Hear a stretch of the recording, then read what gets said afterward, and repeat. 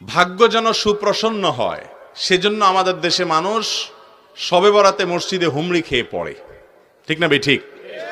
কারণ আমরা মনে করি যে লাইলাতুল বরাতে বা শবে বরাতে মধ্য শাবান রাতে ভাগ্য নির্ধারণ হয়। অতএব এই রাতে মসজিদে সবচাইতে বেশি মানুষ সমবেত হয়ে কান্নাকাটি, দোয়া দুরূদ, জিকির আজকার বছরের অন্য কোনো রাতে, অন্য কোনো সময় মসজিদে এমনকি বাসা বাড়িতে এত ইবাদত বন্দি করতে দেখা যায়।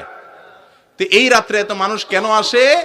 আল্লাহ আলাম, বাহ্যিক দৃষ্টিতে এটাই মনে হয় যে এই রাতে এত মানুষের ভিড় এই জন্য হয় যে এই রাতে এসে একটু আল্লাহর কাছে কান্নাকাটি করে আল্লাহকে একটু কোনো রকম যদি আমি একটু চেষ্টা করে বাইলটা আমার পক্ষে ভাগ্যটারে লেখাই নিতে পারি, তাইলে সারা বছর আমার আর পায় কে, ঠিক না ঠিক?